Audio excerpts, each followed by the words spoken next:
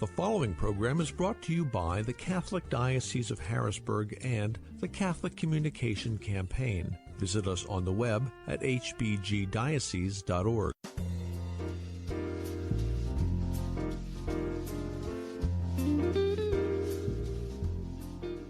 Franciscan Media and this local station present American Catholic Radio, Disciples Called to Witness. And now, here's our host. Welcome to American Catholic Radio presents Disciples Called to Witness, a program designed to help you know your faith so you can grow in your faith and share it. I'm your host, Judy Zarek. What's your favorite part about your parish? Is it the people, the priest, the programs? I feel very blessed to be a part of my parish. My family's been a member there for close to 20 years. We've had several different pastors, deacons, DREs, and other staff come and go, but because our children were in the school that our parish supports, we've stayed put. I'm pretty sure we would have stayed even if we weren't connected in that way. But I think that's because my husband and I looked for ways to get involved. No matter how hard we tried to get to know people at Mass on Sundays, the only way we felt like we could connect with people was in a smaller group setting. When our kids were little, we helped with the babysitting room once a month and got to know other young parents. As our children got older, my husband joined the young adult ministry. I met other people through lecturing and joining Bible studies with other women in the parish. So when we went to Mass on Sunday, we had people that we recognized and could greet after Mass and even hold a little conversation. I know many people don't feel comfortable in their parish or feel it's not very welcoming. That happens quite often, especially if your parish has 3 or 4 Masses a weekend. But if you look for the opportunities to make your parish feel smaller, great things can come from it. The guests on our show today will help you get excited about what's possible in your own parish. In our Sharing Faith segment today, I talked with Julianne Donlin-Stans. Julianne has some great thoughts on how we can reach out and reinvigorate our parishes and its members. And in our Discovering Faith interview, John Feaster talks with Dr. Phyllis Zagano about the increasingly important role of deacons in our parishes. Bishop Anthony Taylor from the Diocese of Little Rock, Arkansas, will talk about how the parish community is crucial in passing on our faith to others.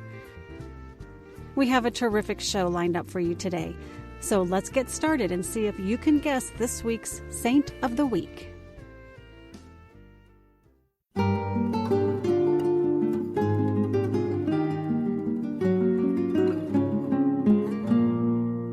Who am I?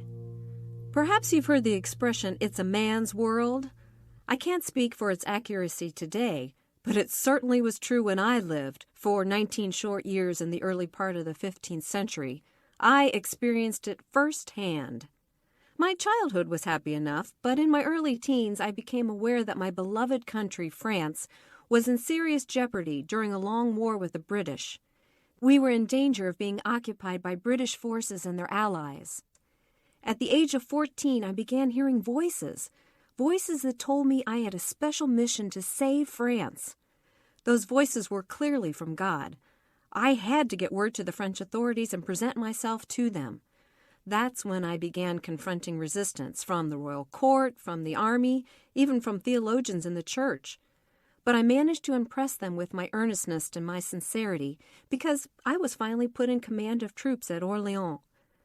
Dressed in white armor and with a banner bearing the symbol of the Trinity, I rode at the head of the troops. We were successful at Orléans and again at Patay. A short time later, I stood at the side of the new King of France at his coronation ceremony. But the war wasn't over. The fighting continued and French forces lost key battles. I was captured by allies of the British and imprisoned. Sold to the British and abandoned by the French, I was seen as a sorceress or a heretic.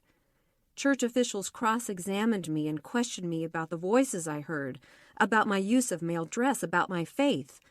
I lacked formal education and was no match for my sophisticated interrogators.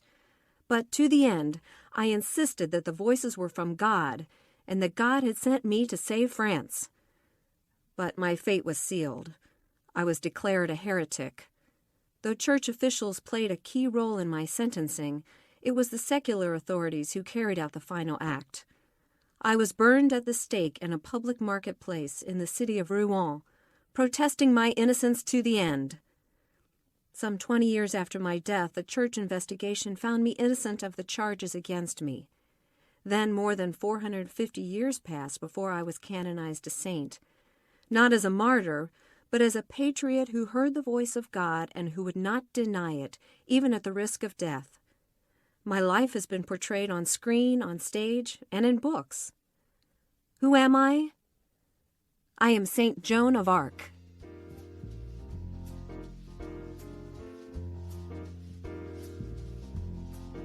You're listening to American Catholic Radio presents Disciples Called to Witness.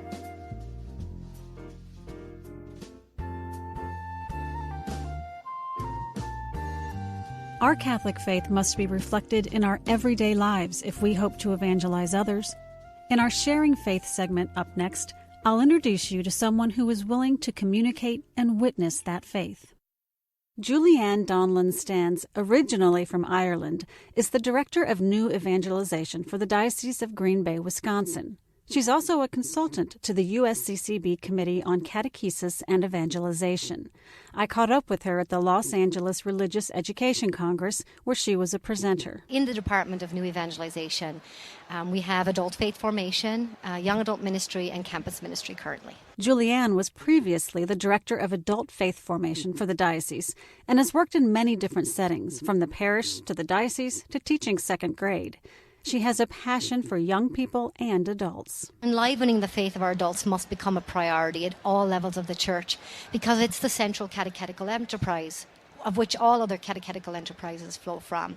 So if you catechize the adult, they will hand on the faith to their children. If you catechize young adults, they're more readily apt to lead a life of discipleship and witness. We know that most young adults will leave the faith by the age of 23. Actually, the statistic is 73%. The biggest impact that we can make on the life of a child is the witness of their parents. So if we can connect the adult and their child and have that lifelong focus on discipleship and catechesis in the life of the church, we know that we can't say for sure, but we know that we will do a good job of hoping that they continue to worship and still see themselves as Catholic. The parish is one of the places where Julianne feels we can do better to reach out to our young people and adults and bring them back into the fold as a committed and excited member of the church. What I help parishes look at is looking at the lens of adult faith formation as a paradigm shift. So what they're doing in their parishes already, it's not adding more to it. It's just tweaking those current offerings so that they can be more intentionally focused on a life of discipleship. So your parish picnic, for example, is it just a parish picnic, or is that truly an event to evangelize, catechize, and disciple people into a life of faith? If it's not, why are you doing it? Sharing lived experiences of faith within the community is key to helping our parishes become more vibrant. I think sometimes when we catechize, when we use that terminology, we aim our knowledge at the head, but we know that an arrow aimed at the head will never pierce the heart. And so how can we really pierce the heart of our believers and those who are on the fringes?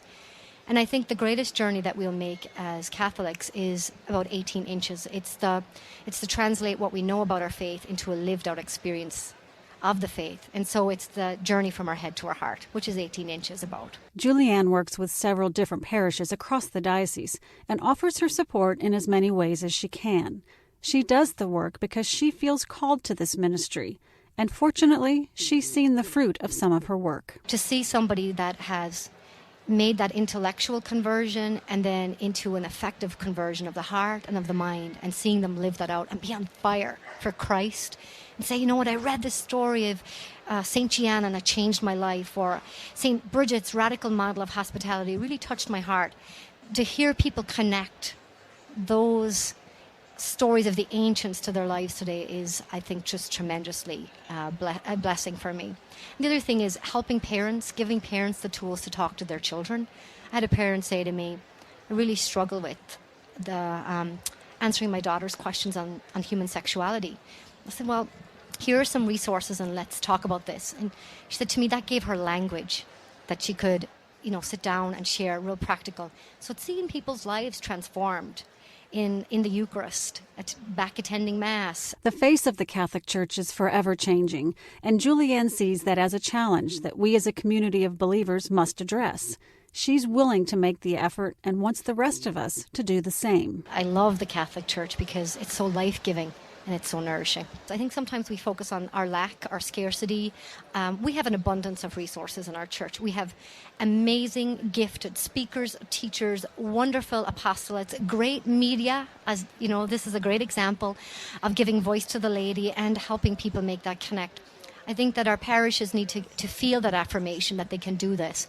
Some practical ways, small groups, small faith-sharing communities are really key. Julianne has answered the call to help members of our Catholic Church move from complacency to vibrancy. Her positive attitude and giving heart are a living example of how God can work through us all. If I had my way, I probably would still be back in Ireland, but God called and you say yes, and so I am here and joyfully and gratefully serving the Church of America as a missionary. That's how I see myself. And really have a passion specifically for working with adults, but young adults in particular, and helping them live out that vocational call. For Sharing Faith, I'm Judy Zarek.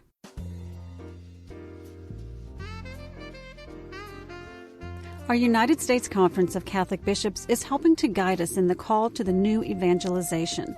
They invite us all into a deeper relationship with Jesus Christ and His Church. This week, Bishop Anthony Taylor from the Diocese of Little Rock, Arkansas, joins producer Sharon Cross and talks about the role of the parish in the new evangelization. Our guest today is Bishop Anthony Taylor of the Diocese of Little Rock, Arkansas. Bishop Taylor, in the past, Catholics were expected to register in a particular parish and participate in its activities. Is parish affiliation still necessary or important today? Yes, I think parish affiliation is maybe more important today than ever. You know, we live in a culture and in a time when many people really don't have much in the way of family, or they're living far from their families. And the parish should become such an important part of the life of believers that we consider that to be our family. And we provide support to others and receive support from them. And so, yes, I think it's very important to be included in the life of the parish, registered in the parish. You know, if you're not registered, it's going to be a lot harder to find you. Our modern society is so mobile now. Why is the life of the parish considered so crucial to evangelization? You know, we very much need roots. And when people, are very mobile, very transient, that's one of the things that they of which they are deprived. And belonging to a parish, really belonging to one, roots us in a local community, first of all, and also roots us more concretely in the life of the church that is going back 2,000 years and throughout the whole world. One thing that kind of brought that home to me years ago when I was founding pastor of a parish was that though this was in a suburb, educated people, and pretty, you could say, not real traditional-minded people especially, but they wanted really traditional architecture in the church, and I think it was because they felt the need to be connected into a larger tradition that has roots, and those visual signs of a traditional architecture contributed to that. And that was surprising to me, but it's not surprising when you stop and think about it. Sometimes non-practicing Catholics say that they left the church because of something or someone at their former parish. If that is the case, how do we encourage them to return to the parish setting? Whenever I hear someone that left because of mistreatment or perceived mistreatment, I apologize to them right off the bat. Because my role is to represent not just myself, but the whole church. And if someone has been hurt, even inadvertently, or even if they completely misunderstood the thing, and there was no wrong intent, nevertheless, they're still hurting. And just like we would to a family member when there's hurt, we want to reach out to them, and they're our own. This is really important. A mother loves all of her children equally, but that doesn't mean she spends the same amount of time with each of those children. It's the one that's having the most trouble at the moment that gets the most attention, and the love expands to meet the need. And so in the life of our parishes, we need for our love to expand to meet the needs of those who are in the margin, those who are wounded, or whatever. And if we're not doing that, we're just a religious country club, for those who are already feeling like things are going pretty well for themselves. Do you have any other thoughts on the new evangelization that you'd like to share with our listeners? One of the things that for the year of the faith that I've encouraged so much in my diocese was for us to return to look at the documents of Vatican II 50 years later and read what they really say rather than what we've been told they're about. Oftentimes people make claims for documents that are really not what the document's really about. And for our new evangelization, it needs to be rooted in the faith as it really is, rather than as we might have perceived just from the general, what you hear in the media or whatever. And of course, that most fundamental of that is a living relationship with Jesus, a life of prayer, and then informed by Jesus' teaching as conveyed to us in the church, and what he's really teaching, and then to go live that. And of course, Jesus' witness is the same witness we've received from Pope Francis and previous popes of reaching out to those who are on the margin, and reaching out and for our faith to really connect with others. And people can tell if our words are sincere, if they've come out of our lived experience, or whether they're just nice-sounding words we read somewhere. Thanks for joining us today, Bishop Taylor. For Call to Discipleship, I'm Sharon Cross. Studies show that people who pray regularly and practice their faith are healthier and happier. I'm Bishop Ronald Gaynor. I want to invite you to experience a positive difference in your life by visiting your Catholic parish and encountering Jesus through the sacraments. Do it for your family, do it for yourself, and come home. Remember that God's mercy is and always will be there for you, no matter what your situation. Visit CatholicsComeHome.org to find a parish near you. I'm pregnant. I can't focus. What am I going to do with my baby? My kids are hungry. I can't work. I'm scared. I can't go home. Can somebody help Somebody me? help me. In desperate times, there's a place for hope. Catholic Charities. We help families, children, and those in crisis throughout central Pennsylvania, regardless of your faith. Providing help, creating hope. Catholic Charities. I'm not Catholic, but I really love working at Catholic Volunteer Network and being around those who are Catholic, because it's just given me an opportunity to learn about the different perspectives and the way they love others and care for the poor and always have a heart for service.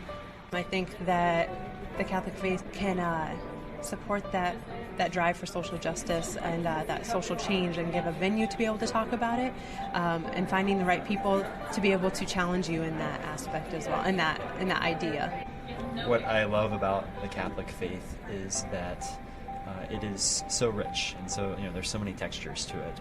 I love the fact that we're a faith that calls us to be in right relationship with one another, that calls us not just to obviously be people of faith, be people that are in relationship with God, but that faith calls us to go out into the world and to minister to one another. That's something that very much motivates my work and motivates my sense of purpose in the world.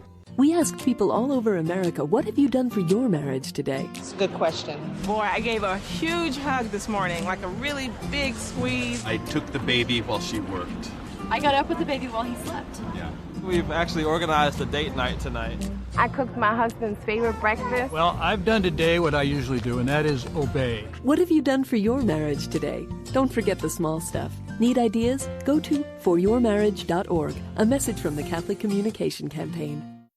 This program is made possible locally by donations to the Catholic Communication Campaign and the Diocese of Harrisburg. Visit us on the web at hbgdiocese.org.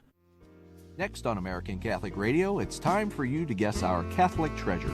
Can you name the territorial division of the church that is cared for by a bishop? The answer is a diocese. Canon law defines a diocese as a portion of the people of God which is entrusted for pastoral care to a bishop with the cooperation of the presbyterate, a more formal name for the priests of a diocese who work together with the local bishop. An archdiocese, presided over by an archbishop, is denoted by its size or historical significance. Often, the archbishop has metropolitan authority over the other bishops within his ecclesiastical province. The canon law goes on to speak of how the diocese is called together by the bishop in the Holy Spirit through the gospel and the Eucharist. And the law tells how a diocese is a local particular version of the broader church, the one holy, Catholic, and apostolic Church of Christ. The law refers to the people of God, not legalities, boundaries, or structures. The church, wherever it is people. Practically speaking, we belong to a diocese through our membership in our local parish, whose life and work is regulated by the ministry of the bishop, and whose pastor and people are connected in the Spirit with our overall pastor, the bishop. The bishop, priests, and people of a diocese can come together visibly from time to time in big celebrations at the diocesan cathedral, the bishop's church. They can also be together in the Spirit through their prayer and support. On your next visit to a cathedral, you may want to offer a prayer for the clergy and people of this Catholic treasure, the diocese. You're listening to American Catholic Radio presents Disciples Called to Witness. Today on Discovering Faith, producer John Feaster talks with Dr. Phyllis Zagano. Dr. Zagano is Senior Research Associate in Residence and Adjunct Professor of Religion at Hofstra University in Long Island, New York. She's a founding co-chair of the Roman Catholic Studies Group of the American Academy of Religion and a member of the American Catholic Philosophical Association, the Society for the Study of Christian Spirituality, the College Theology Society, and the Catholic Theological Society of America. She's written several books and articles on spirituality. Dr. Zagano and John talk about the ministry of deacons in the parish setting. Dr. Zagano, thanks for being with us today. I want to talk with you today about deacons. That's a part of our parish life, and a lot of us might not even be as aware of what the diaconate's all about. So can you help us by just, what are deacons? Help me understand that. You know, St. Francis himself said that we're all servants. We ought to be servants, submissive to every human being for God's sake. And when Francis said that, the church heard in him a vocation to the diaconate. Yes, people say that St. Francis was a deacon even, now that you mention I it. believe he was, and that call that he had, his vocation to preach freely, to preach to the poor, to serve the poor, the church heard that in his century as a call to the diaconate. And I would say that that's very much the way the diaconate works in the world today. You know, there are almost 40,000 men around the world who've been ordained to the diaconate as a permanent vocation, and the deacon, when he is ordained to the Word, the liturgy, and to charity. Now, what does that mean? If we say that the deacon is devoted or ordained to serve the Word, what do we mean? Well, not only the Word in his personal prayer life. You know, the deacon is required, as an ordained cleric, is required to celebrate privately or with others, if he can, the liturgy of the hours, at least the hinges of the day, at least morning and evening prayer, as well as the office of readings. And it's a requirement for clerics, and of course deacons are clerics. So they're dedicated to the Word, to the study of the Scripture, and also the deacon's particular charge is to preach and teach. So the deacon you might see in your parish preaching at the Sunday Mass, or proclaiming the gospel. The deacon is very often a catechist in the parish, or leading the catechist to teach about the faith, and particularly teach about Scripture. But the deacon, you'll note, if you see major celebrations, the deacon carries the book of the Gospels, and it is when he is ordained, he is given very often given the book of Gospels to proclaim. So the job of the deacon is to carry and proclaim the book of Gospels, not just ceremonially, obviously, but throughout the world, throughout the parish, and throughout the world. So that's the Word. We have the deacon at liturgy, and then we talk about the deacon as devoted in a special way to service, huh? We do. At the liturgy, there are things that the deacon does. You'll note that when the deacon speaks, he is speaking to the people. And it's very interesting ceremonial and symbolic representation of the service of the deacon, because in history, if the individual needed something, the individual would go to the deacon, and the deacon would speak to the bishop. What do you mean by what would an example of that be? Well, if you were in need of anointing, if you were in need of money, if you were in need of any kind of help from the church, the deacon was the actual minister of charity. The deacon's job was to oversee the church's treasure and stores. The deacon is able to help people name service as part of what all Christians are about, huh? Well, it circles back. At the Sunday Mass, if you're listening to the individual who runs the soup kitchen talking about serving the poor, I think there's a great connect there. And it's not to denigrate at all the great work of our priests, but rather to expand the ministry of our church back to its roots, so that the deacon who has been caring for the sick, who has been visiting, ministering to the poor, who has been teaching as a catechist, it would circle around then that the deacon would proclaim the gospel. And so the deacon was pretty much the minister of, and still is, should be, the minister of charity in the parish. For Discovering Faith, I'm John Feaster. This is Judy Zarek, here to wrap up this edition of ACR Presents Disciples Called to Witness.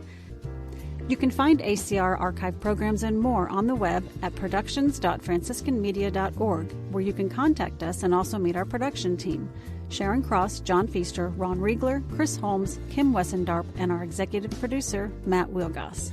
Music for our program was composed and arranged by Bobby Fisher. I'm Judy Zarek. Join me next time for another edition of American Catholic Radio Presents Disciples Called to Witness.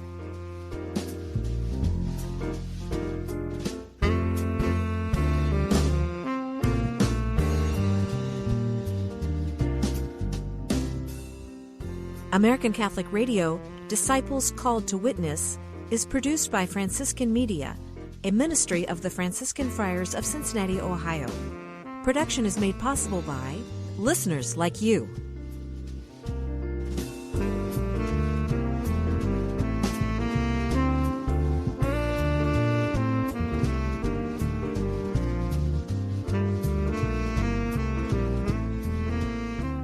Please visit our website where you can donate and find American Catholic Radio archive programs as well as other resources, franciscanmedia.org.